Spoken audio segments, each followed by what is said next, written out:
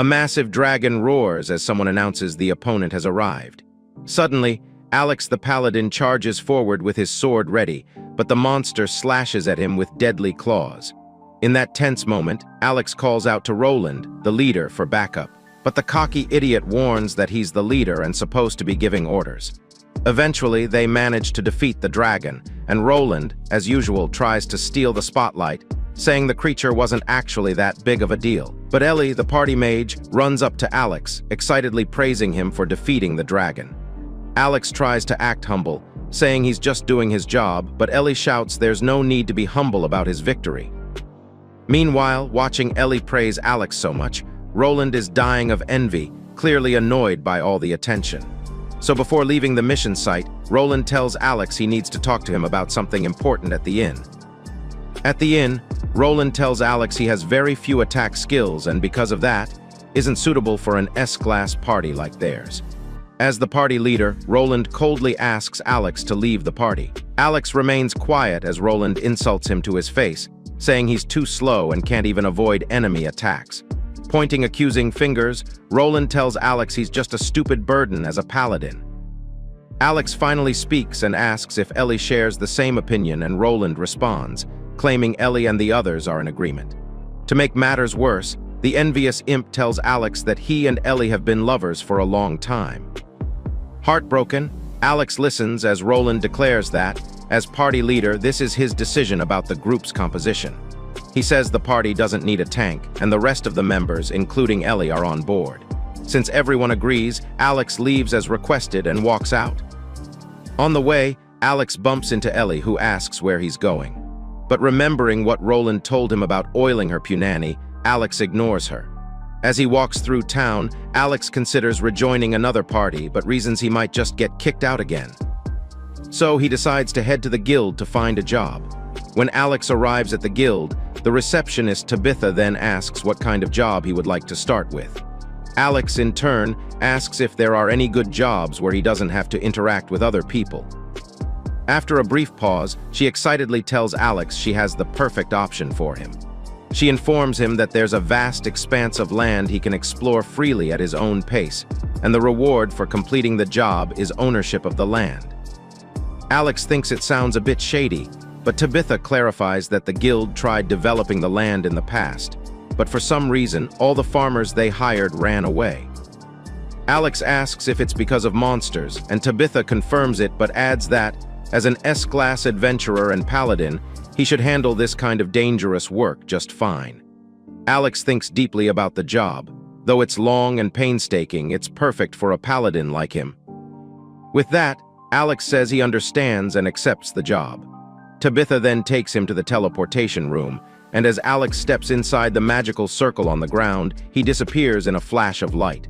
Suddenly, Alex finds himself transported inside a simple hut. The place is scattered, showing clear signs that previous farmers fled in terror. Just then, Alex senses an ominous presence lurking nearby as something moves in the shadows. Suddenly, weapons fly toward him, and Alex deflects the projectiles with lightning speed as a massive monster bursts through the wooden walls. The creature roars, declaring that humans have finally come to this cursed land.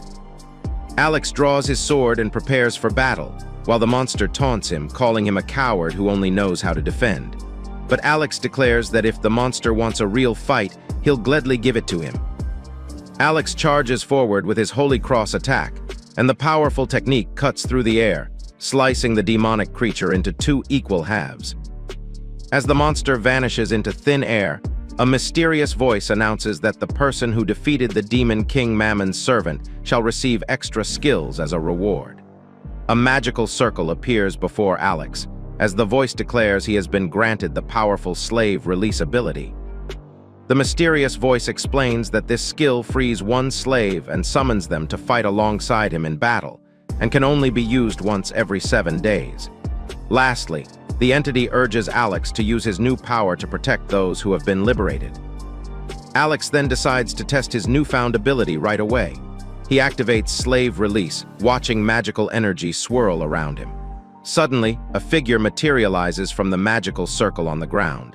A pretty elf girl with long, blonde hair, still wearing chains around her neck. The blonde elf then looks up at Alex with curious eyes and asks if he is her new master. Alex stares in shock as the elf girl nervously calls him master, leaving him speechless. Suddenly, the elf girl, terrified, flinches backward, pleading not to be hurt. Confused, Alex realizes she's scared of his sword and quickly puts it aside, apologizing softly for startling her. Smiling gently, Alex reassures the elf girl there's nothing to fear. He explains his slave release skill and proudly announces she's been liberated. The elf girl stares blankly until suddenly her slave collar cracks and shatters, leaving her amazed that she's truly free. But just as relief sets in, the elf girl clutches her stomach, clearly hurting from a burning sensation. Concerned, Alex asks if she's all right, and while struggling through the pain, she bravely replies she's fine.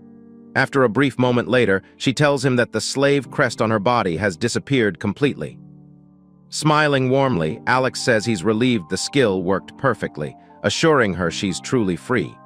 Overjoyed, she thanks Alex, glowing with newfound happiness. Introducing themselves properly, Alex reveals he's a paladin, and the elf girl shares that her name is Lydia. Hearing that Alex is a paladin, Lydia is intrigued. She asks if paladin isn't some kind of rare class or something. In response, Alex shares his past. In this world, at a tender age, people are granted a class. As an expert of defense, Alex was given the rare class of a holy knight, a paladin, while his childhood friend Roland received the hero class, tasked with defeating the Demon King. Alex quietly remembers how Roland had sworn to protect his friends, but bitterly admits he was fired by Roland. Lydia notices Alex's distant look and gently asks what's wrong, but Alex quickly denies anything is bothering him, saying he's just curious about Lydia's class. Lydia then reveals that she is a shaman, which is also called a spirit user. Intrigued, Alex asks Lydia about her shaman magic, admitting he's never met one before. Playfully, Lydia teases him, asking if he is interested in her. Embarrassed, Alex quickly changes the subject, suggesting they head outside to check their surroundings and perhaps see Lydia's magic in action.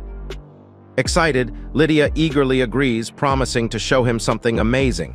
Stepping outside, Alex freezes, shocked by the barren wasteland before them. He couldn't believe he's expected to develop this harsh, empty land on his own. Lydia is also stunned hearing that he is supposed to develop the wilderness. When she asks if he is in any way getting any kind of support, Alex says no and that he didn't hear about any support coming. However, he mentions that household items will be transferred later, but he's uncertain if any farm tools will be available.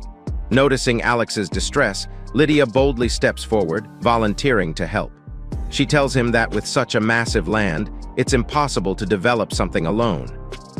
Alex hesitates, reminding her that she's finally free, but Lydia insists, begging that he allows her to use her power.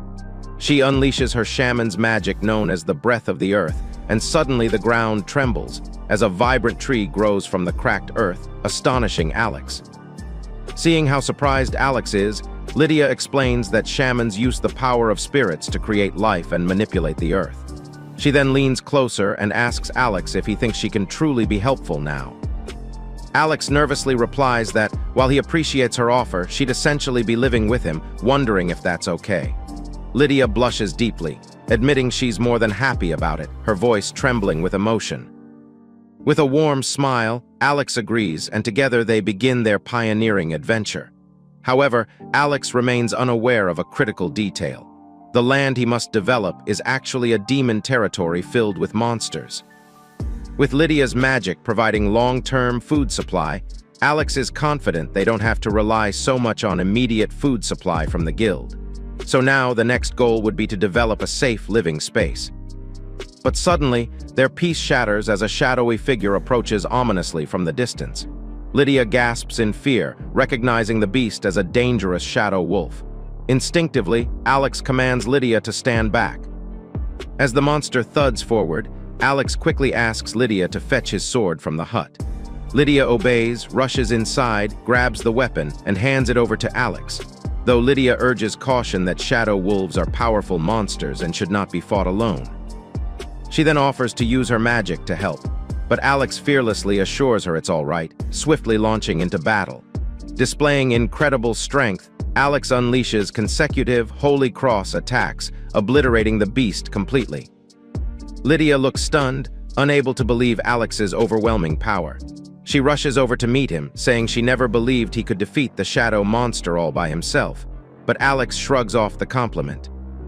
However, Lydia warns that shadow wolves have a unique weakness to holy attributes, making them notoriously dangerous. Alex agrees, emphasizing the need to reinforce their area around the house to prevent future attacks. Grabbing a farm tool, Alex plans to start digging the soil to make a protective pit and build a stone wall. But Lydia offers to help, eagerly asking him to leave it to her. Alex hesitates, saying he can't just leave it to her. However, Lydia has already started casting a glowing magical circle while confidently reminding him that shamans can manipulate the earth. She begins chanting, causing the earth to tremble. Amazed, Alex watches as the soil lifts, forming the pit and stones float, creating a wall. Suddenly, Lydia's legs start shaking profusely and she collapses, drained of strength. Worried, Alex quickly catches her and Lydia apologizes, saying she didn't have enough magical power. Just then, Lydia mentions she's feeling kind of warm from the inside. Smiling, Alex tells her that one of his paladin skills allows him to share his magical power with anyone he comes in direct contact with. Now revitalized, Lydia successfully completes the wall and pit defenses with newfound strength. Grateful and astonished, Alex praises Lydia's incredible work. He thanks her for saving him a lot of time, though he worries about her exhaustion. Offering his hand, Alex warmly helps Lydia up. As he piggybacks her, he reassures her that together, sharing their strength, they'll overcome all challenges ahead. Carried on Alex's back, Lydia quietly enjoys the warmth of Alex's magic. It flows into her gently, wrapping her like a soft blanket. Feeling nostalgic, Alex shares with Lydia how his childhood friends also had amazing magic spells. He recalls a distant memory of when they first started as adventurers. Back then, Ellie and Roland would often collapse from magic exhaustion. Just as he piggybacks Lydia now, he would carry them while secretly sharing his magic with them. Feeling jealous, Lydia then asks if that friend was a man or a woman. Nervous, Alex admits it was a woman while wondering if he had said something wrong. Instantly, Lydia's mood shifts and she puffs her cheeks in silent frustration. Confused, Alex asks why she's mad. But Lydia just sulks, reminding him that she's the one being carried right now. On getting to the house, Alex suggests they take a break and then asks Lydia if she's hungry. He tells her he only has some emergency rations, but Lydia insists she's fine, saying a bit of sleep should make her feel better. Guilt flashes across Alex's face. He knows she's pushing herself for his sake. Suddenly, Lydia, holding a thin blanket, shyly says she's cold and asks if they could sleep together, catching Alex off guard. One night passes in the barren wasteland, and Alex wakes up to a bright morning, slowly opening his eyes. Still groggy, he shifts slightly, then freezes when he sees Lydia sleeping peacefully in the same bed. Startled, Alex stares in disbelief and silently calls her name. Lydia, still half asleep, stretches and greets him with a soft, "Good morning." Suddenly, Lydia sneezes and Alex, concerned, asks if she's all right. He quickly wraps a blanket around her as he realizes she must have clung to him for warmth and then makes a mental note to request some clothes from the guild. Just then, Alex notices a supply crate near the door. When he moves closer, he is surprised to realize that supplies from the guild have arrived. He opens it, and inside he finds food ingredients, tools, household goods, and some men's clothing. Lydia joins him, thrilled to see flour and butter, and Alex also informs her that there are plants to grow inside too. Looking out the window, Lydia sees that the plant outside has started bearing fruits and lights up. She excitedly offers to combine the fruits with the supplies they have to cook something, and Alex, smiling, thanks her. In the meantime, Alex decides to repair the shed door destroyed during the earlier monster attack. With chores divided, Lydia beams with pride, promising to make the best meal she can. Later, Alex heads outside to inspect the surrounding land. He notes signs of a previously attempted field, but the soil is rock solid. He tries digging, but the ground refuses to budge. Even with effort, it's far tougher than expected. Surveying the area, Alex grows concerned when he notices that the land stretches endlessly with nothing but dry terrain, and even worse, there's no water source nearby. Frustrated, Alex wonders aloud why this place was even chosen as a development base. Suddenly, a heavy thud shakes the ground behind Alex. Turning around, Alex spots a monstrous tree creature with evil glowing eyes dragging itself across the barren earth. Alex is shocked to realize that there are still strong monsters roaming the area and inhales deeply in frustration. As the monster lets out a bone-chilling roar and lumbers forward with its massive roots, Alex readies himself. However, before attacking, Alex glances back toward the house and decides to handle this quickly so he can return to Lydia. Meanwhile, inside the house, Lydia hums to herself as she creates water using magic to wash the dishes. As Alex returns, he is surprised to learn that Lydia is a waterbender. Lydia confirms it and then says lunch is ready. On the table are fluffy pancakes and sweet fruit garnish, which stuns Alex because he was never expecting such a delicacy. Wasting no time, our boy digs in, savoring the taste. He's impressed. Everything is delicious, from the pancakes to the fruit picked fresh outside. After the meal, Lydia, excited, thanks Alex for his hard work and then offers a shower to wash off after the day's work. Hesitant, Alex asks if her magical power will be enough to handle a shower, to which Lydia reminds him she can handle the water magic, especially if he joins in too to help supply magical power. Alex gets flustered by the thought of sharing magic through physical contact, but Lydia nervously assures him it's okay. With that, Alex reluctantly agrees. Soon after, as the two stand together in the bathing area, Alex faces away, promising not to look, but Lydia tells him it's fine and gets ready to use her magic. Casting a spell known as Blessed Water, magical water starts spiraling around them. Alex holds her hand to help with her magic and then asks if it's okay, to which Lydia says it's fine. Lydia tells him she can feel the magic flowing through her, completely refreshed by the experience.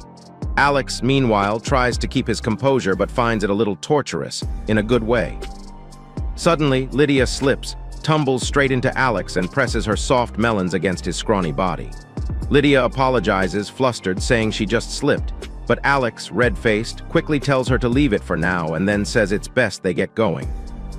Later, both change into fresh clothes, with Lydia putting on Alex's clothes. So Alex promises to ask the guild for new clothes for her next time. But Lydia quietly admits she wouldn't mind if things stayed just as they are. Suddenly, a magic circle glows with a message from the guild. It's Tabitha, asking if the supplies have arrived and if anything's missing. Alex thanks her and quickly tells her he needs something. Alex requests some women's clothes and Tabitha, caught off guard, reacts in shock. Tabitha's eyes go wide as she hears the weird request and wonders if Alex is desperate for some cheeks to clap so badly, or maybe even wants to wear the clothes himself. Flustered, Alex quickly denies it. Trying to change the subject, Tabitha then asks if he doesn't need more food or something like bread or pasta, but Alex insists he doesn't need anything else. He informs her he already had delicious pancakes that day. Tabitha then offers to send cakes or fruits next, but Alex mentions he already had some apples. Surprised, Tabitha asks how it's even possible for them to find fruits there, since it's supposed to be a harsh environment. Alex is about to respond, but then he pauses and asks what kind of place they're actually living in. Tabitha then explains it's a land ruled by demons called the Fourth Demon Realm. This revelation shocks Alex and Lydia, who initially thought it was just an ordinary remote post. Tabitha then apologizes for the lack of preparation, admitting things should have been handled better. But Alex tells her it's fine and tries to figure out how far it is if they want to return home. Tabitha replies, telling him that returning will be hard without magic, and the only sage capable of teleportation is currently unavailable. She says it'll take at least 2 months before help can arrive. Tabitha then offers some hope, saying if they head south, they'll find a distant town, but it's a long journey and danger lurks everywhere. Upon hearing this, Alex wonders how safe it is to start exploring toward civilization. Before ending the call, Tabitha drops another surprise. She says a woman from the guild has volunteered to help Alex, and she's planning to send her soon, causing Lydia to immediately stiffen, totally uncomfortable with the idea. Alex notices Lydia's reaction to this and declines the offer, saying the land isn't ready for extra staff yet. Tabitha then awkwardly accepts the answer, promising to check again later. At the end of the call, Lydia, a little embarrassed, asks if turning down help was really okay. Alex smiles, deciding that for now, it's best if it's just the two of them, and then suggests they focus on developing the land together. This makes Lydia excited as she grabs Alex's hand and agrees that they need to start with expanding the field. Night settles over the house as Alex lies in bed, looking a bit stiff, while Lydia quietly snuggles close to him, making him wonder how long this nightly routine will continue. Turning toward him, Lydia admits it feels chilly again tonight and then nervously asks if she can sleep beside him once more.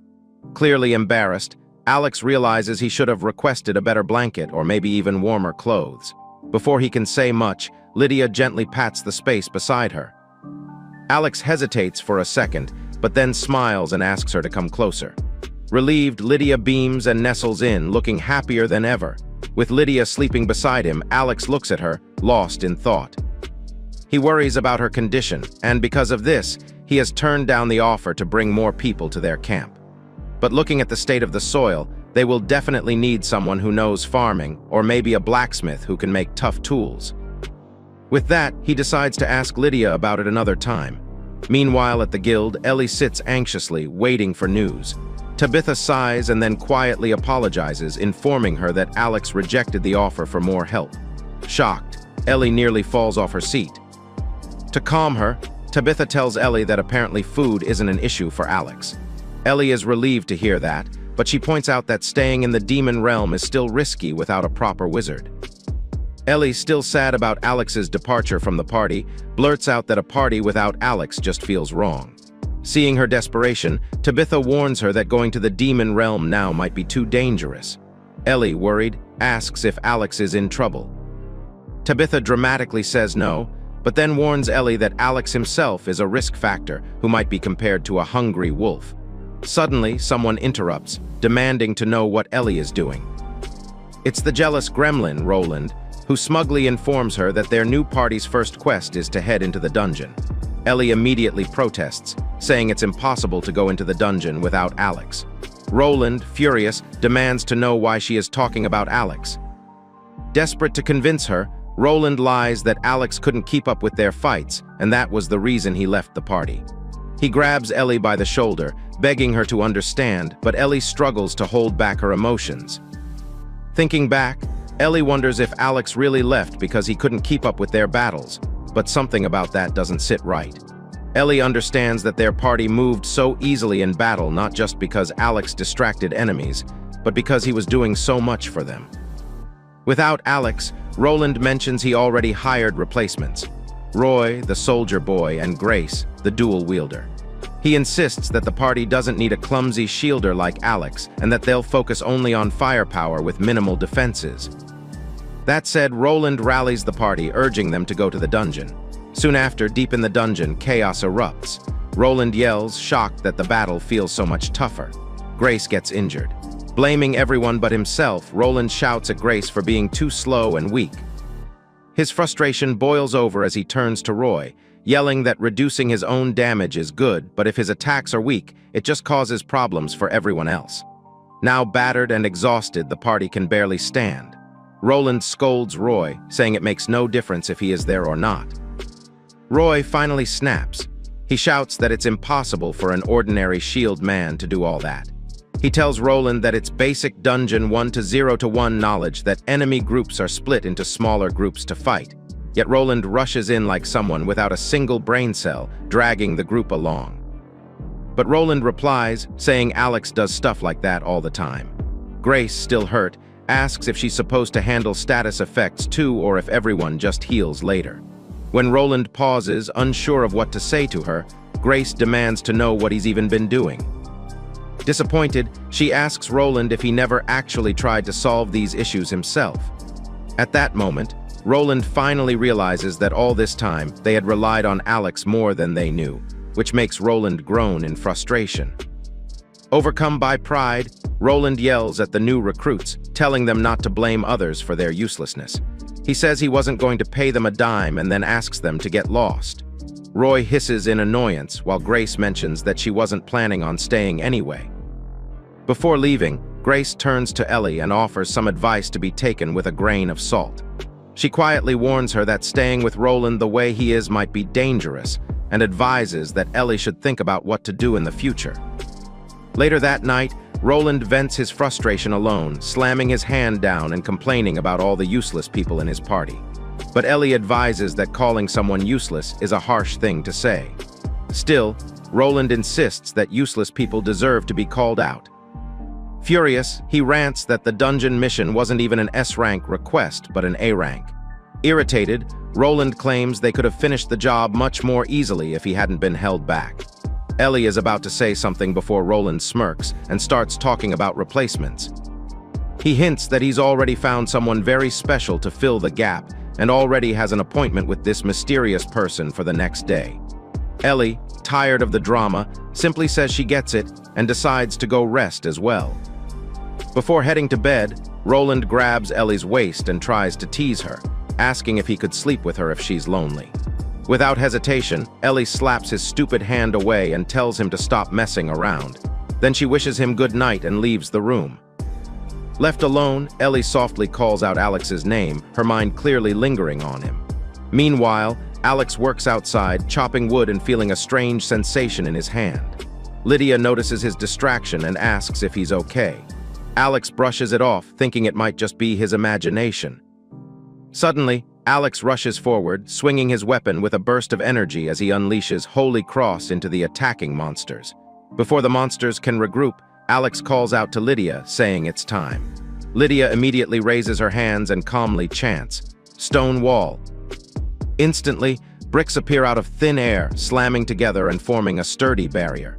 Just like that, the land is secured.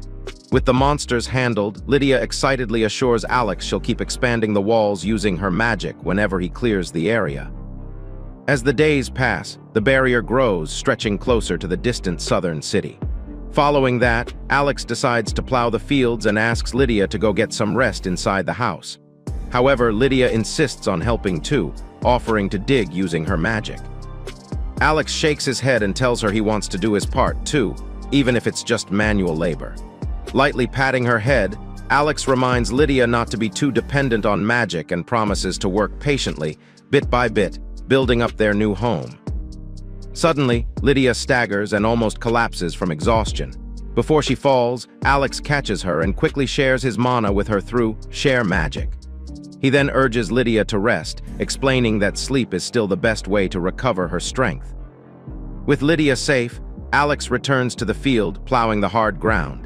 Over the next 7 days, he develops a steady routine, expanding their territory, improving the soil, and watching their small settlement slowly grow. Even so, he wonders if it's a good time to bring in extra help, but is quite skeptical about how Lydia will react to it. Still, he would like to ease her burden even for a little bit. At sunset, Alex returns home and Lydia greets him with a warm smile, relieved to see him back safe and sound. Dressed like a baddie, she proudly shows him her new outfit and then giggles softly, trying to hide her excitement. She explains that her old clothes were dirty, so she changed into the ones he gave her.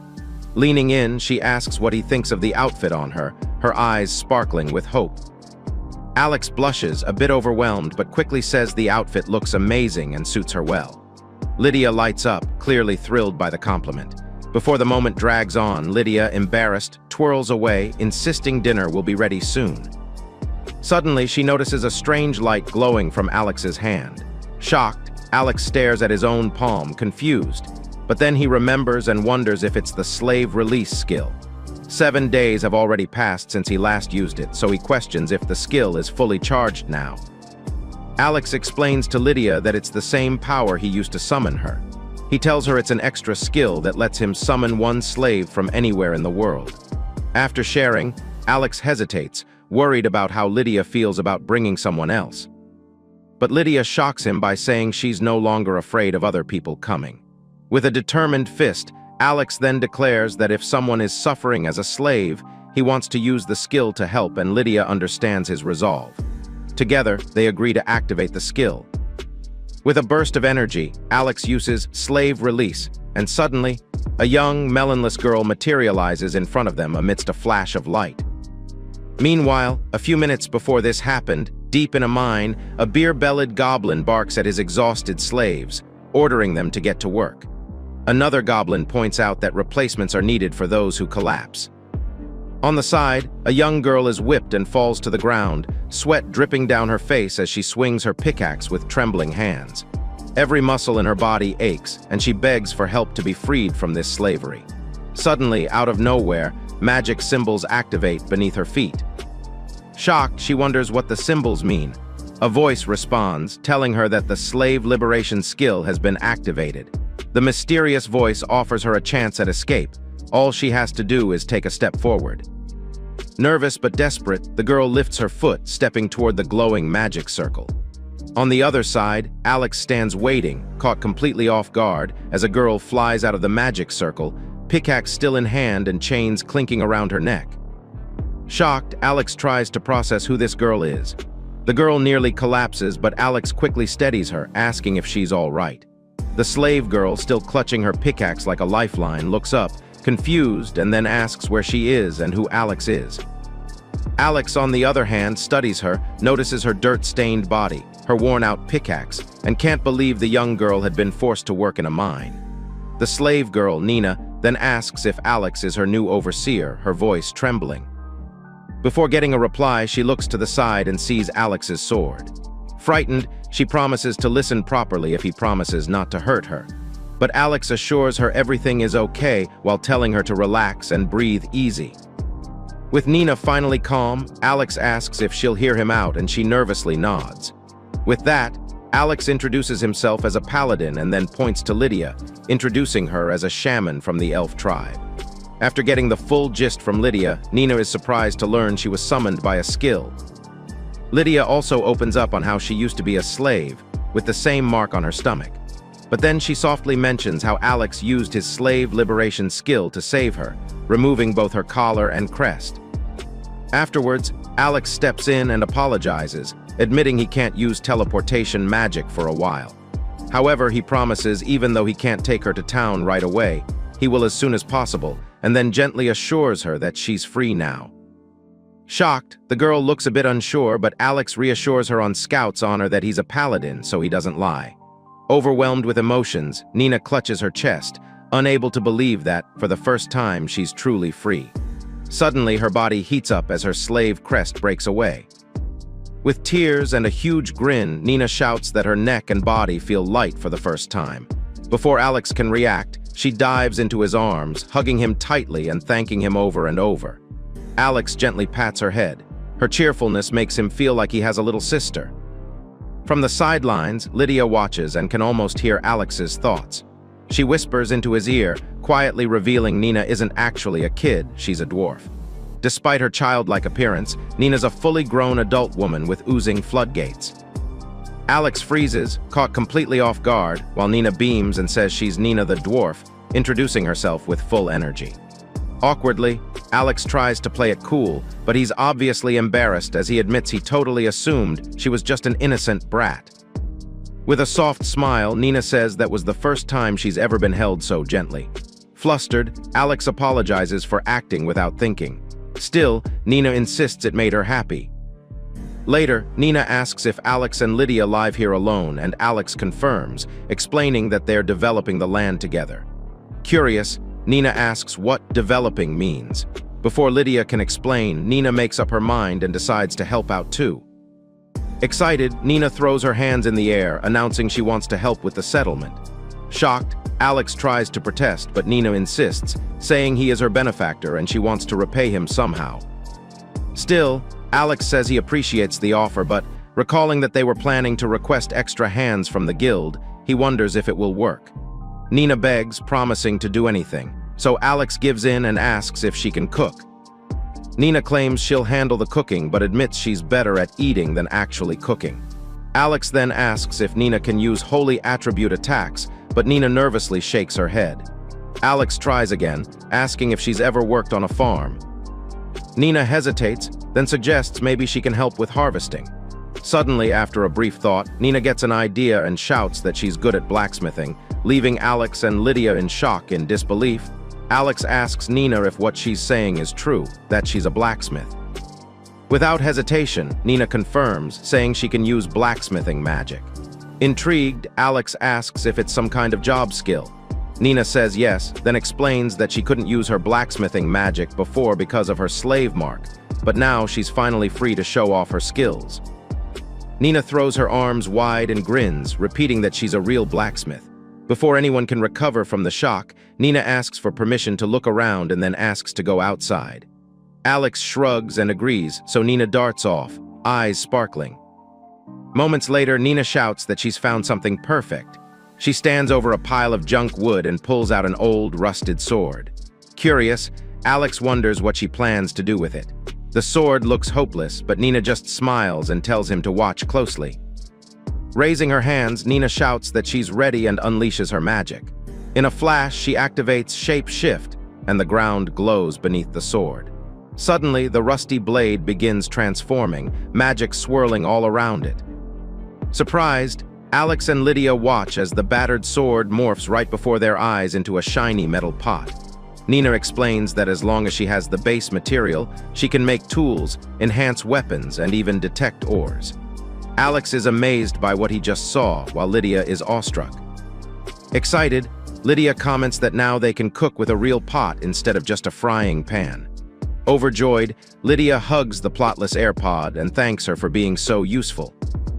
Following that intense moment, Alex apologizes for making things tough for the group and promises to check what they need before their next supply run.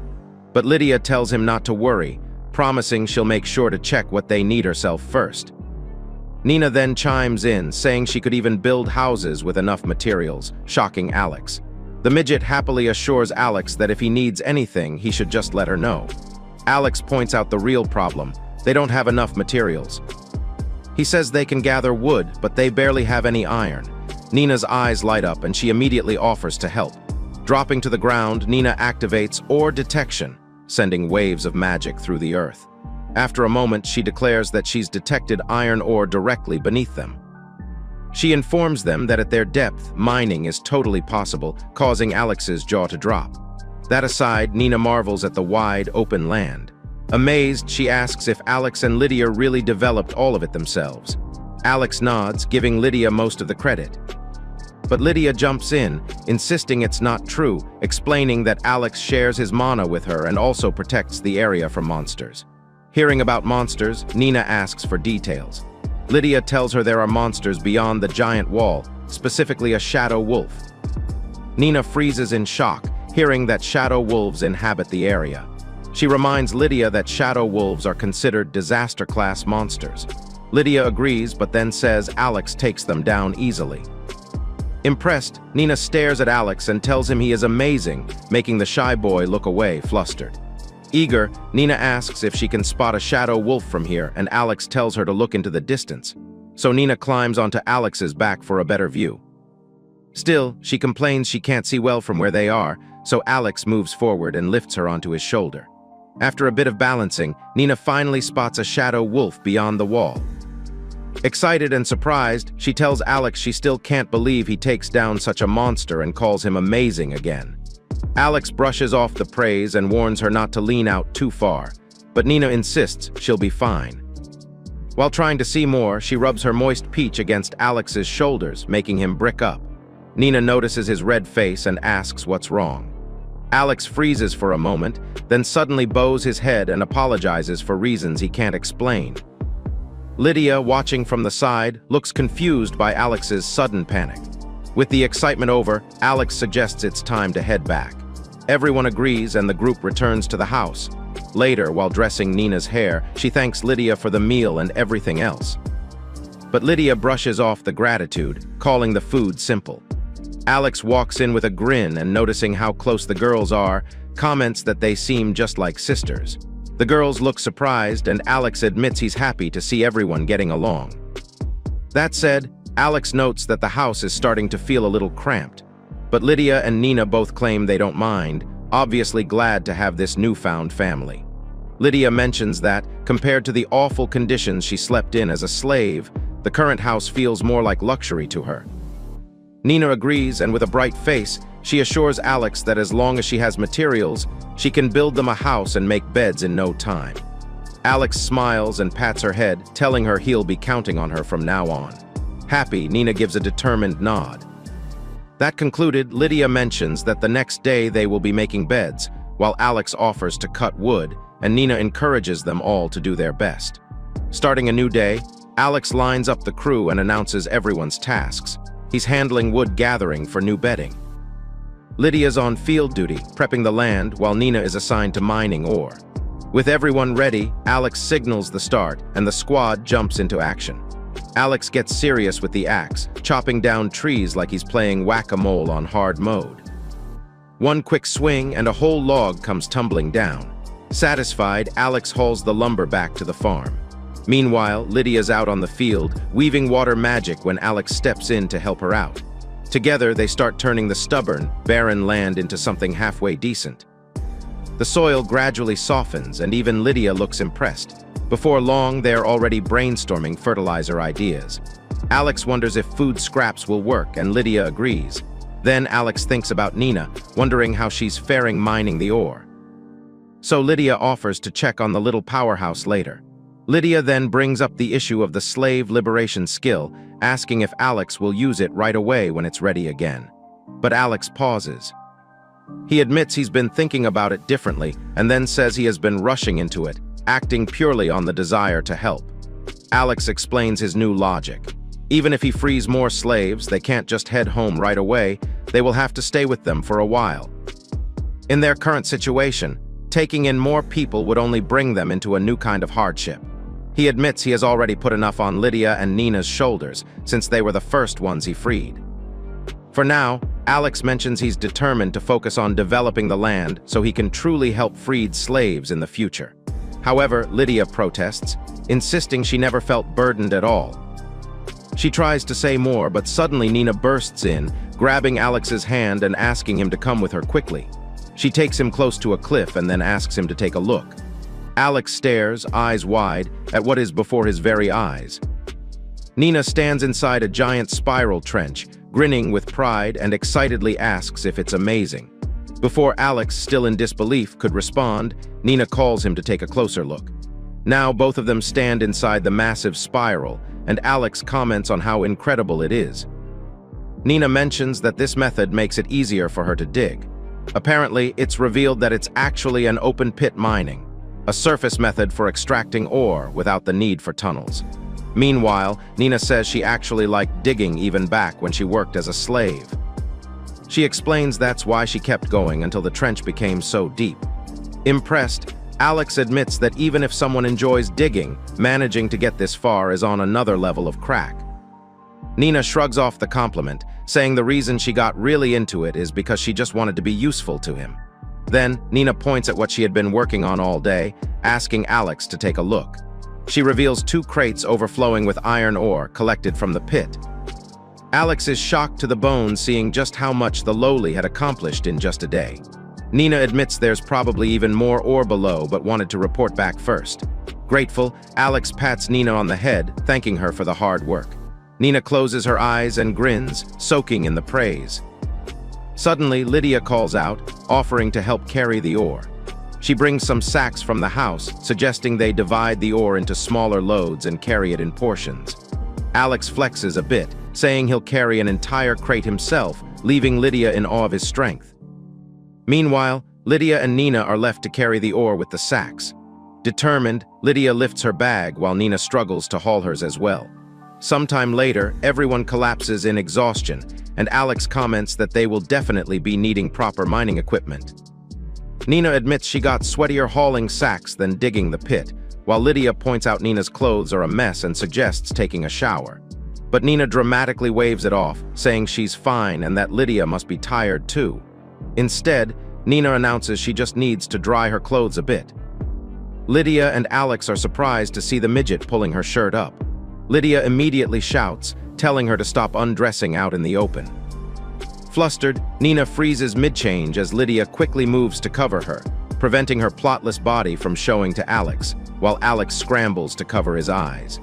Lydia then grabs a towel and starts gently wiping Nina's face, telling her to just put something on already. Alex then apologizes to Lydia, looking a bit guilty for all the trouble. But Lydia, looking off to the side with a soft, gloomy expression, quietly calls him a dummy. The following day, Alex stands with his arms folded, looking completely lost in thought. Seeing Lydia walking past him carrying 2 baskets, he offers to help. But Lydia, with a determined expression, says it's fine, insisting it's all her responsibility. That said, she marches past him with a giant basket balanced on her head, leaving Alex confused. Lately, Lydia's been acting pretty strange, and Alex can't help but notice she's pushing herself way too hard. He appreciates her effort, but the girl is moving like she's trying to break some kind of Guinness record for best hustler. After a bit, Alex decides to talk to her and asks if she has a moment. Lydia, still in work mode, turns around, confused. Alex tells her to sit down for once and just take a break. Flexing his muscles, Alex announces he'll handle lunch, leaving Lydia genuinely shocked. He admits he's been dumping all the chores on her and feels bad about it. He then apologizes for always relying on her. But Lydia protests, claiming she's not overdoing it and that Alex doesn't need to apologize. Lydia insists cooking is her job and she won't give it up. Alex stands his ground but starts to sweat when Lydia questions if he can even cook at all. At noon, Alex approaches Nina and asks if she knows what's up with Lydia lately and why she's so tense. Nina thinks hard but doesn't have a clue either. However, she admits even she can tell that Lydia is definitely overdoing it. Still, Nina says Lydia's always been like a big sister to her, and if Lydia's working this hard, then she wants to match her energy and dig up even more ore. Alex smiles and thanks her. Patting her head, he tells her he's counting on her, while Lydia sits in jealousy, spying on them from inside the house. Realizing that tiptoeing around the problem won't work, Alex finally heads inside to talk to Lydia head-on. On entering the house, he finds Lydia and calls out to her directly, ready to get to the bottom of what's been bothering her. But suddenly, Lydia collapses straight into his arms, catching him completely off guard. Shocked, Alex shouts her name and frantically asks what's wrong. He apologizes for pushing her too hard, but Lydia insists she's fine and claims she's not overexerting herself. Now getting emotional, Lydia calls Alex out for constantly apologizing and assuming how she feels. She admits she wants to be more than just some rescued slave and says she wants to be someone Alex can rely on. For a moment, Alex is speechless. Then Lydia asks if he still sees her as a pitiful slave or as one of his comrades.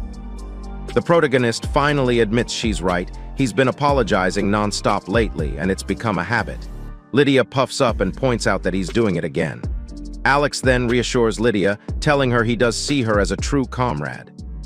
He confesses he felt guilty relying on her too much, especially since, as comrades, the burden should be shared equally. Lydia looks down, admitting she felt a little insecure since Nina came along and started wondering if she still has a place there. Both apologize at the same time, saying they need to learn how to be honest with each other. Laughing off the awkwardness, Lydia finally asks if Alex can pet her on the head too, just like he does for Nina. Alex agrees and gives her a gentle pat, making Lydia's face light up with a bright, relieved smile. Meanwhile, Nina is back at the mine, still working hard. Suddenly, she breaks through the rock and discovers a hidden cave. Shocked, Nina stares into the darkness, wondering what kind of place she just uncovered. Later that day at home, Alex stares in disbelief as Nina tells him she found a cave while mining. Nina reveals that she kept digging until she found traces of iron inside. Before anyone gets too hyped, Alex points out that they need the iron, but who knows what's lurking down there. He suggests they make proper preparations before investigating. Lydia insists on joining the expedition, and Alex quickly agrees, seeing no point in arguing. Now, with everyone on board, Alex lays out the plan.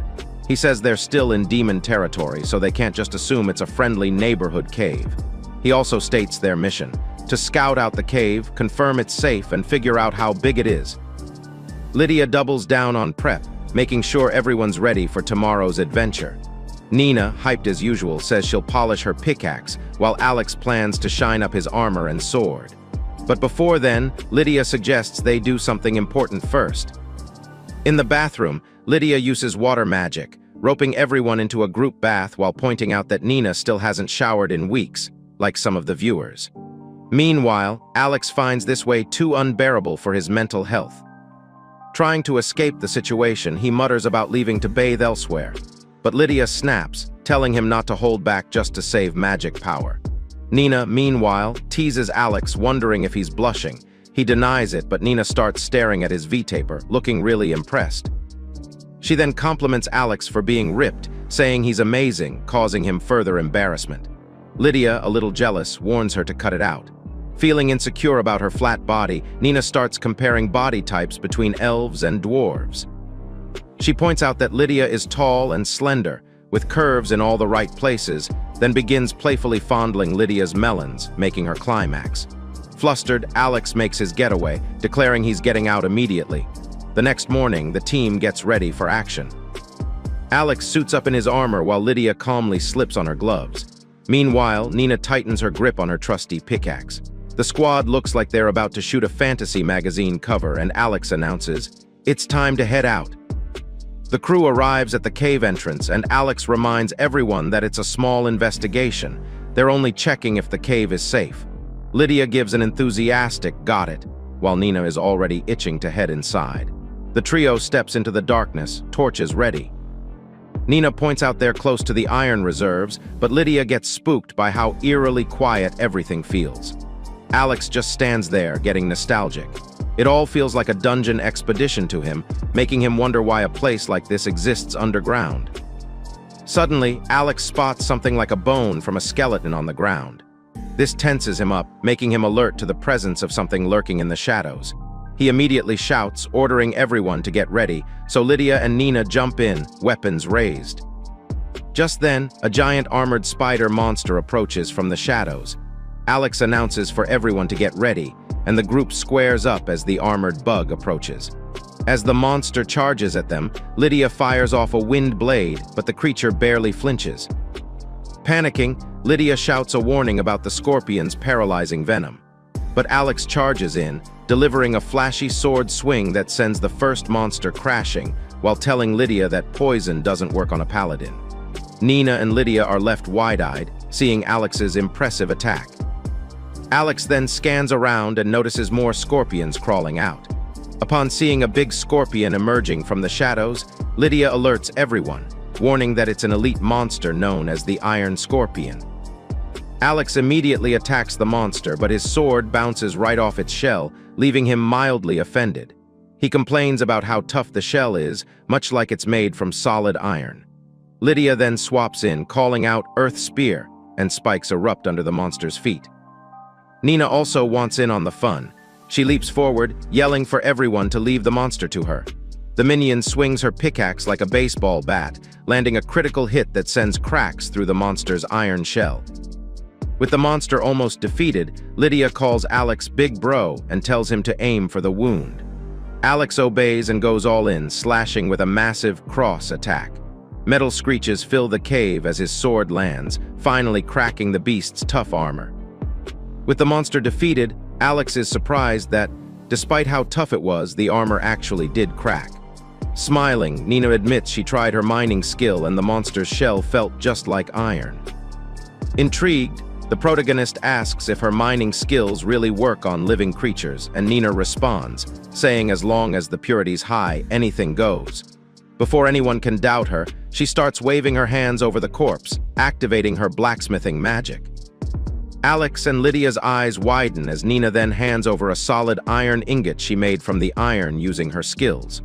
Also, Nina points to the wall and tells Alex to touch it.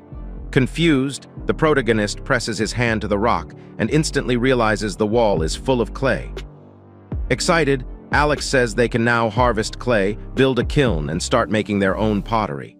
With that, he says they will be able to make their own plates and cups. Looking around the cave in shock, Alex announces that the place is basically a treasure trove of materials. Will Alex and his girls defeat the monsters in the cave and claim the resources in there? Comment "Banished Paladin" if you're hyped to see what happens next in Part 2. If you enjoyed this video, drop a thumbs up and don't forget to subscribe for more awesome content. Thanks for watching as always.